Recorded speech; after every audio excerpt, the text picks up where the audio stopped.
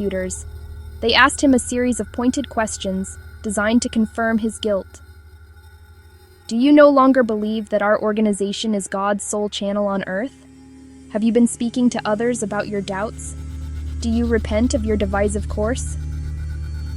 His answers, offered calmly and honestly, were not heard. They were simply recorded as evidence against him. The emotional toll of this process was immense. To be treated with such cold, clinical severity by men he had prayed with, whose children he had held, was a profound betrayal. He felt small, powerless, and deeply humiliated. There was no lawyer to speak for him, no impartial mediator to ensure fairness. It was an internal process, governed by its own set of rules, with a predetermined outcome. He was asked to confess his wrongdoing and accept their judgment. When he calmly stated that he could not, in good conscience, renounce what he had come to believe, their faces hardened.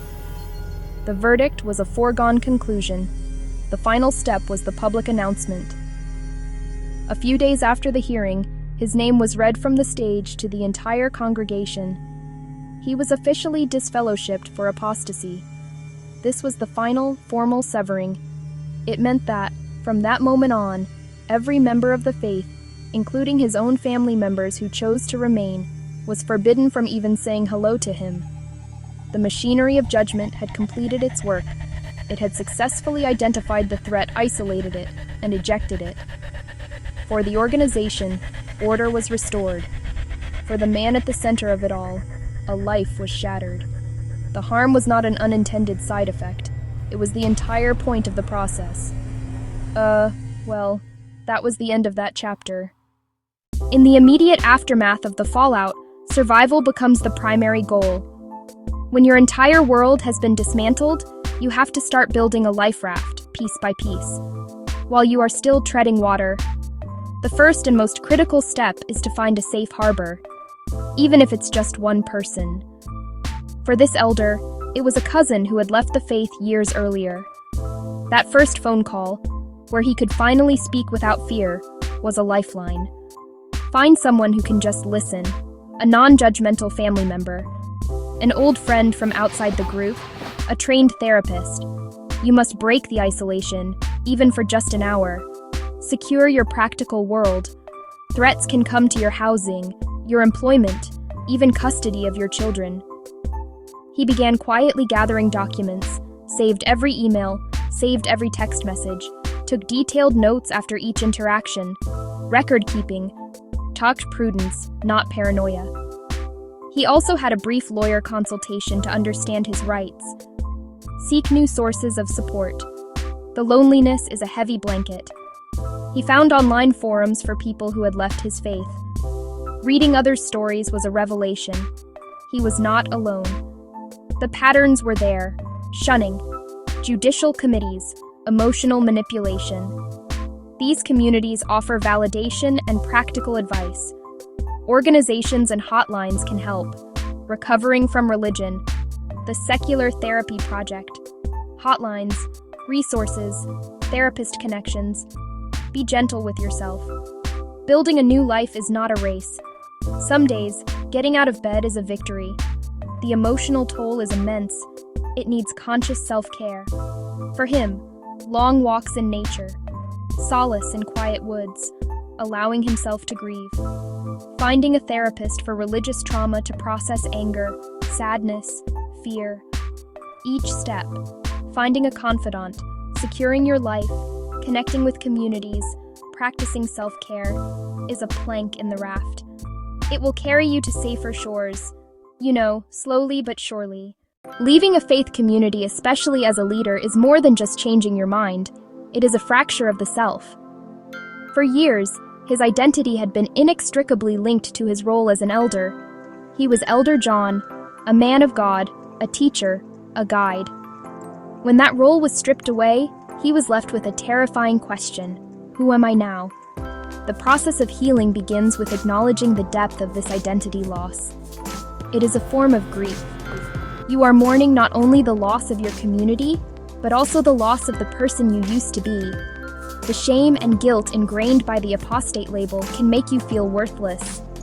The quiet work of healing involves a slow and patient re-examination of your own story.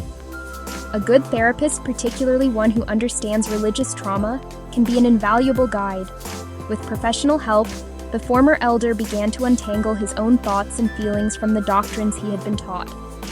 He learned to see his past service not as a waste, but as an expression of his genuine desire to help people. He started to give himself credit for his kindness, his dedication, his compassion. This reframing is essential. It allows you to reclaim your own history and see value in your past without endorsing the belief system you left behind. Another vital part of this healing is learning to trust yourself again. High control groups often teach members to distrust their own feelings, their own logic, their own conscience. Reclaiming your personal authority is a rebellious act. For the elder, this meant starting small. It meant choosing a movie because he wanted to see it, not because it was approved. It meant reading books on science, philosophy, history. Each small choice made from a place of personal desire rather than external obligation helped rebuild his sense of self-trust. He was learning to listen to his own inner voice again, and to believe that it was a valid guide. This inner work is not glamorous. It happens in quiet moments. It happens in the therapist's office. It happens while journaling late at night, or talking with a new trusted friend.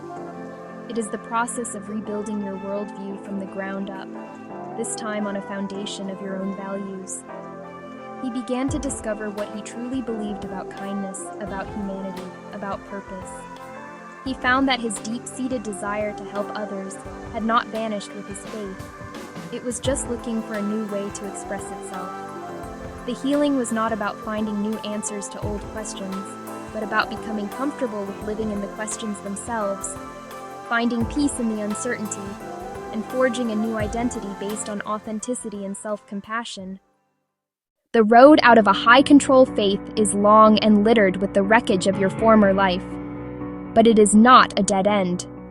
After the storm of accusations and the painful work of healing, there is the possibility of a new sunrise. For the former elder, hope did not arrive like a thunderclap.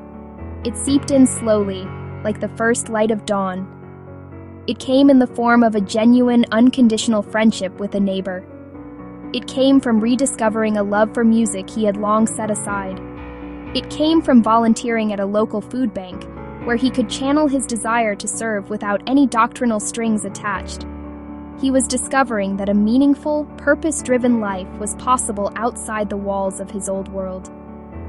If you are on this journey, please hear this. You are not broken. You are transforming. The pain is real, but it is not your final destination. Here are some concrete next steps. First, continue to cultivate your new support system. Nurture the friendships that are based on mutual respect, not shared ideology. Second, find ways to contribute that align with your new values. This reinvestment of your energy into something positive is a powerful antidote to feelings of loss and meaninglessness. Third, give yourself permission to explore. Read forbidden books. Travel somewhere new. Take a class.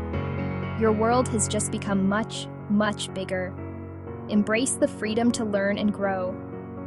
For communities and leaders, there is a call to a higher road. Ask yourselves the hard questions. Does public shaming reflect the compassion you preach? Is it possible to disagree with someone, even on fundamental beliefs, and still treat them with dignity and humanity? Consider the long-term damage that shunning does, especially to children who are forced to reject a parent they love. There are ways to protect your community's beliefs without resorting to practices that inflict profound psychological harm. A path of dialogue, mercy, and respect for individual conscience is a harder path, but it is a more loving one. In the end, this elder's story, as of today, 2025, October 20th, is one of profound loss, but also of profound liberation. He lost a community, but he found himself. He lost the certainty of simple answers, but he gained the wisdom of complex questions. He learned that his worth was not tied to a title or a belief system, but was inherent to his humanity. His journey forward is not one of forgetting the past, but of integrating it into a new, more authentic whole. He still walks with a limp from the wounds he sustained, but he is walking forward toward the light of a new day, one courageous step at a time. And in his quiet strength, there is a powerful message for us all. Even after the deepest darkness, the sun will rise again.